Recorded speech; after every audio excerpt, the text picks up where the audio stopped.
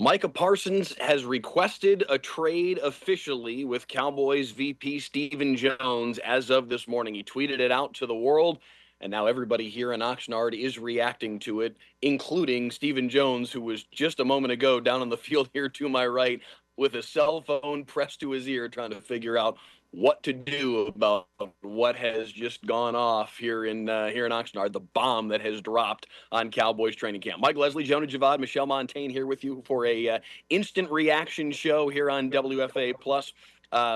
Quite the situation here, guys. What is your initial reaction to what we have seen here in the last? It's probably not even been an hour since this tweet came out. Same old Cowboys. Like this is just I think back to what was it, 6 years ago now, the Zeke Elliott debacle, and how it's always this time of year the Cowboys are going to dominate the headline for something silly that they don't need to, contract related. And yeah, I just remember Zeke flying back and forth to Cabo, and the photos of him on the plane, and every day it was the Zeke. We were doing a Zeke holdout countdown. We caught him at the airport, and it was this whole thing, and it was on ESPN and SportsCenter and all this. And here we are once again on August 1st, Cowboys dominating the headlines with another contract dispute, this time escalated because Micah Parsons appears to be fed up. So not surprised it got to this point, not surprised in really any way, shape, or form, but I don't think Cowboys fans really are either, maybe to some extent. I'm not surprised that they're dominating the headlines. I am actually surprised from the standpoint of star players don't request trades from the Dallas Cowboys. And we have seen this happen so many times with Zeke, with Zach Martin, with CeeDee Lamb just last year. I mean, we knew the holdout was going to come, but the fact that it's resulted in this, I mean, if I think about the star players, at least in recent memory, even Dak's contract, like all those contracts eventually got done. They didn't I mean, I guess it's not like Micah is for sure walking at this point. Like they can still figure something out. But I think I'm more surprised at the fact that for once a star player is actually giving us some insight into what it's been like having these negotiations with Jerry Jones. Think about like CD was obviously unhappy, but he was like kind of subtweeting last year. Like he didn't get into this amount of detail about how it actually went. So I think that's where I'm just a little bit more surprised. I think if you're Micah, you're really I don't think. Sorry, go ahead, Mike.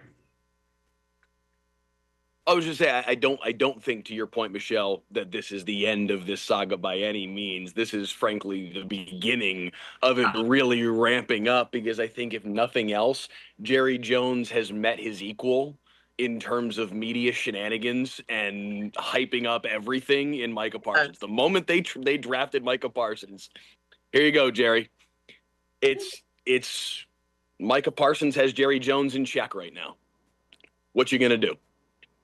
Pretty much. They'll come up with something. I'd be very surprised if Micah Parsons isn't on the field week 1 in Philadelphia, suited up for the Dallas Cowboys, because this is just the latest move in this entire process. Our Ed Werder just reported that despite all of this, Micah isn't planning on leaving Oxnard. He's not leaving training camp. He's still going to be around. So let's get into what Micah actually. But that's part of it. Real quick, before you get into what he wrote. I mean, that's kind of part of it, right? Like if he really didn't want to be a member of the Cowboys, he would not be there.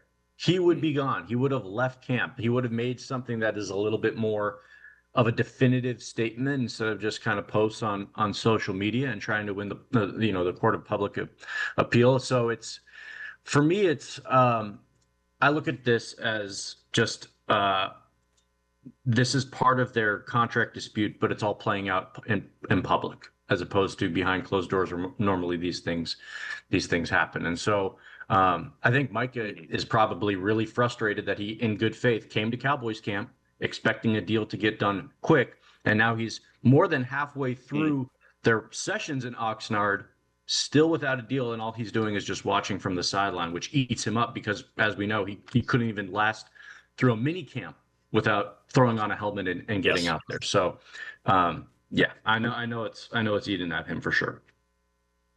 It's lunacy. All of this is lunacy, but it is just so par for the course for this organization that it just doesn't even feel like this is actually a problem. It's a situation that they're going to have to work through. They're going to have to probably mend some fences here for a second. But there's no way that Jerry Jones is trading Micah Parsons. And there's probably no way that this doesn't come to a resolution with Micah still on the roster. Let's get to what Micah actually had to say. His tweet that was headlined, "Thank you, Dallas," came out right as we were all sitting down to George Pickens and Kaiir Elam's press conferences today. It was during Pickens' press conference, so much so that Pickens didn't even get asked about this. And then Kaiir Elam is the one who kind of drew the short straw of having to field a couple of questions, one from Jeff Kolb, one from me about he's looking at us going, I didn't even know this happened. What do you guys talk? As it literally happened moments before he took to the podium. Micah tweeted out, "Yes, I wanted, past tense, wanted to be here. I did everything I could to show that I wanted to be a Cowboy and wear the star on my helmet. I wanted to play in front of the best fans in sports and make this America's team once again. The team my pops and I grew up cheering for way up in Harrisburg, Pennsylvania. Unfortunately, I no longer want to be here. I no longer want to be held to closed-door negotiations without my agent present. I no longer want shots taken at me for getting injured while laying it on the line for the organization, for our fans, and my teammates. I no longer want narratives created and spread to the media about me. I had purposely stayed quiet in hopes of getting something done, but since there is confusion out there, let me clear some things up. I had my agent reach out to the Cowboys last offseason after my third year in hopes of getting a deal done early. Unfortunately, the team did not want to start any negotiations at that point. I was okay with that, didn't complain, and focused on the 2024 season. After the season, I told my agent once again to let the team know we were open to negotiate when they met at the Combine. My agent informed me I should wait for other deals to get done because the price would only go up, which, by the way, is exactly what has happened over the course of the last 5 or 6 months. But I didn't. That was my aside, by the way, just to make that abundantly clear to our audience. That was a quick editorial note. Back to what Micah said. But I didn't care and wanted to secure myself as a Cowboy long term. This was before any of the other pass rushers deals got done. Okay, it seems like he. Okay, I'm now parsing through exactly how he screenshot his own. there's some overlap in his screenshots, which threw me off here. This was before any of the other pass rushers deals got done this offseason. I knew I would be leaving money on the table, but again, I was okay with that. Again, radio silence as far as my extension. In March, I met with Mr. Jones to talk about leadership. Somehow the conversation turned into him talking contract with me. Yes, I engaged back and forth in regards to what I wanted from my contract, but at no point did I believe this was supposed to be a formal negotiation. And I informed Mr. Jones afterward. My agent reached out thinking this would get things done. But when my agent reached out and spoke, of course, told him that wasn't the case, and also reached out to Stephen Jones. Again, the team decided to go silent. At that point, we decided we would allow the team to reach out to us whenever they decided they wanted to talk. Yet still not a call, email, or text to my agent about starting a negotiation. Up to today, the team has not had, and again, I've got to find where he had the overlap in his screenshot. Up to today, the team has not had a single conversation with my agent about a contract. Not one demand has been made by my agent about money, years, or anything else. Still, I stayed quiet, but again, after repeated shots at myself and all the narratives, I have made a tough decision. I no longer want to play for the Dallas Cowboys. My trade request has been submitted to Stephen Jones personally. Close quote. There's a lot there. There's a ton to unpack. There is a lot of questions about why this has gone down the way that it has. I remember hearing from people close to Micah during March when those initial conversations were happening, excitement that, hey, here we go. We're talking early. This is, there were reports back then. I didn't report it this way because I didn't feel like that was the actual reality of the situation based on what I was hearing. But there were reports back in March that a deal was imminent. They were having conversations. They were going back and forth. And clearly, the Cowboys evidently thought they were close here to having this deal done. Mulligeta, Micah Parsons' agent, through all of this. And that has created a significant rift here now that we've read through the entirety of a rather lengthy statement from Micah Parsons, we talked about this before we jumped on the air, but what are some of the things that really jump out to you guys that are most important about what Micah had to say? Jonah, you can go ahead. I know you said the March part was. Yeah, well, I think there was a lot of optimism about this because of the discussions that Micah and Jerry had, back in the springtime, and that, it eventually kind of come to fruition.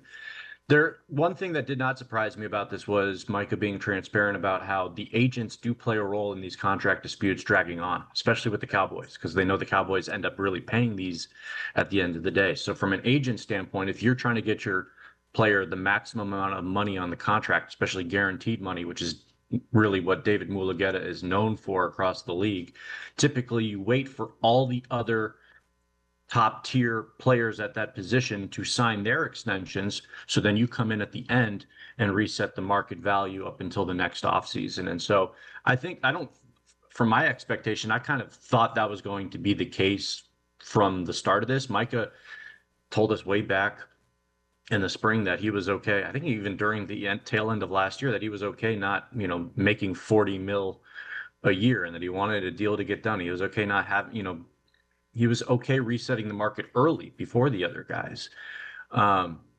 Agents typically don't view it that way. They're trying to look out for the maximum dollar. And so that's why when some of these contract things play out, it's not all just on the Cowboys doing nothing. Sometimes it's the agent saying, we're going to hold off until August because we know you end up paying. We've got a player who's going to reset the market. And we've seen it because they've had guys who have reset the market almost literally every offseason. In fact, I think it is going back every offseason where Dak became highest paid quarterback last year, week one, or CeeDee Lamb reset it, I believe, when he signed his deal.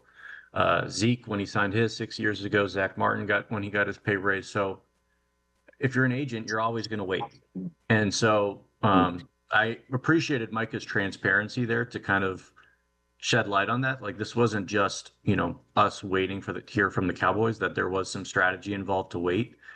But those deals are done now. Like, Myles Garrett's been signed. TJ Watt's been signed for weeks. I know Trey Hendrickson with the Bengals is still holding out, but he's a totally different situation, different age marker and, career longevity standpoint. So for Micah, whatever he signs is going to reset the market. So, at this point, it doesn't really make much sense why they would drag this on. We've talked about it ad nauseum really over the last 3 weeks. 4 years. Yeah. I think, Mike, what you were saying about like back when, we were hearing things come out in March. I remember specifically at the NFL owners meetings, Jerry talking with reporters and him saying at the time, like, he didn't even know Micah's agent's name. And the fact that like he continues to lean into that. I think at camp earlier this month, or I guess it's August, but July, he once again was like, yeah, I haven't talked to his agent. I think the part that you asked, kind of our instant reaction of that post, I think the part that really stuck out to me more so was Micah acknowledging that he's taking these kind of hits from Jerry in the media about, I am laying everything I have out on the line week in and week out. I'm being injured. I'm playing through whatever. And yet I'm being criticized openly by Jerry. I think that part was because everything else, like you guys have said, is kind of in line with what we expect. Not only is it the way that the Cowboys operate, the timeline in which the Cowboys operate on, but it's also part of the media spectacle, right? Like, this is just what it's like. And we've seen it, as Jonah just said, for 6 years in a row now. But I think the part that was a little bit different, a little eye-opening, was Micah being like, look, I don't want to take these shots because I do, lay it all on the line for you, Jerry. And now you're just kind of throwing shade at me. Like, what is that about? I don't know. As you guys just said, they're both very, we'll call it media savvy. I don't know if savvy is the right word, but they're very, they know how to get the clicks. They know how to get the eyeballs on them, each in their own ways. But I do wonder if Micah putting that out there publicly is a way of him kind of sending Jerry a message in the form that we were talking about, like in a very public forum. CeeDee Lamb was going through this exact situation a year ago this time, holding out from camp, not practicing with the team, but also not physically here in Oxnard, which is different than what Micah has done to this point. And very clearly, he is rolling his eyes at all of this morning. He's sharing on his Instagram story a little bit ago, just SMH, and then posting on Twitter a little bit later on. And I'm scrolling up to find this tweet. Never fails, dog. Just pay the man what you owe him. No need for the extracurricular. And it, again, we've seen this happen time and again. We've seen it happen with Dak. We've seen it happen with CD. We're now seeing it happen with Micah. We saw it happen even on some level with Zach Martin. We saw this happen with Des Bryant a decade ago. This is not new, but it does make you wonder, especially when the players themselves get to the point where they're like, okay, enough for this nonsense. Multiple defensive players changing their Twitter profile pictures today to pictures of Micah Parsons in solidarity with him. There is an element of fed upness, if you will, within this Cowboys roster. And if you're a player somewhere else around the league watching this saga happen, what about this is appealing? What about this makes you go, hey, when my contract's up, I want to go play there? You're Tyler Smith.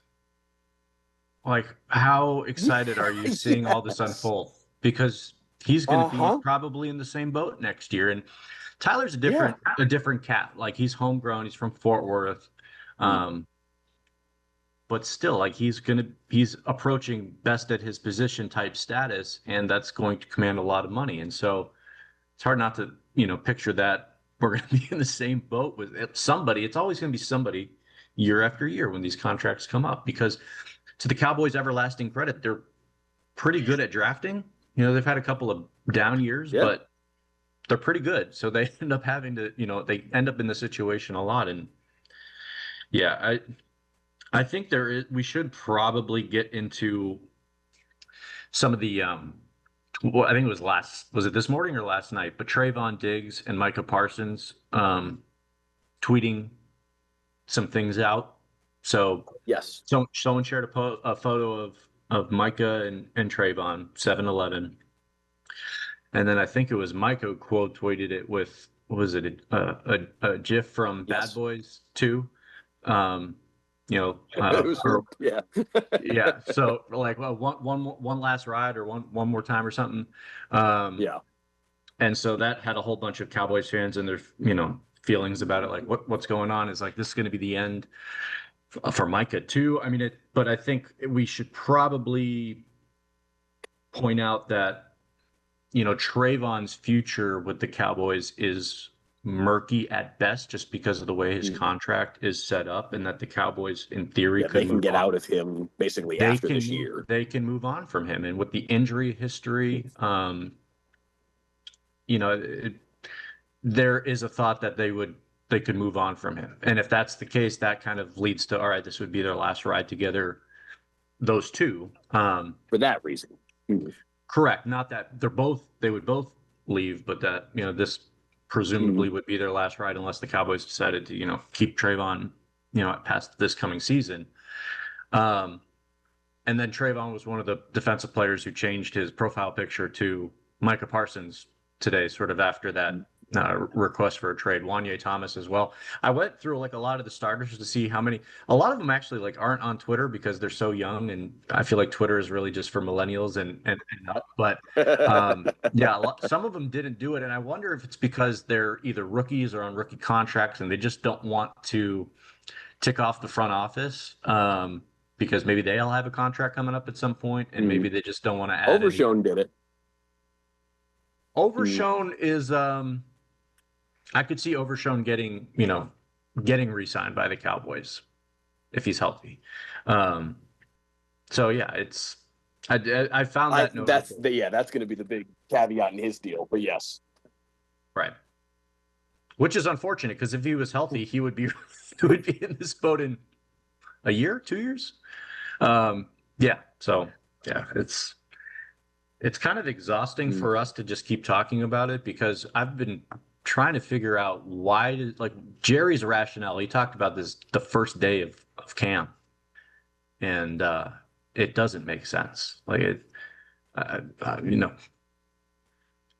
Jerry at his infinite age of what is it, 82, going on 83. 82. Yeah, I'd be 83 in October.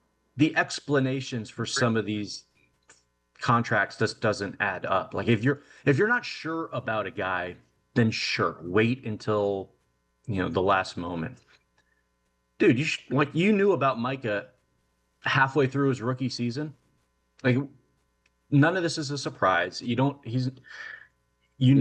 going to play the final year of his contract without an extension because players would be fools to do that for their long-term financial gain. So yeah, it doesn't make sense. I also don't necessarily agree with that Jerry took shots at Micah. In that press conference, he mentioned that Micah got hurt last year and that sometimes that factors into some of these decisions.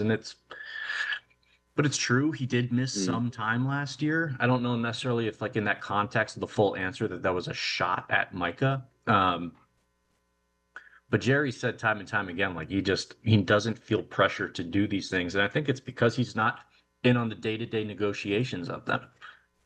He's too busy operating the clown show. So let's just get the dude signed and let him play some football. That would be the most surprising outcome of all of this. None of this has been really surprising.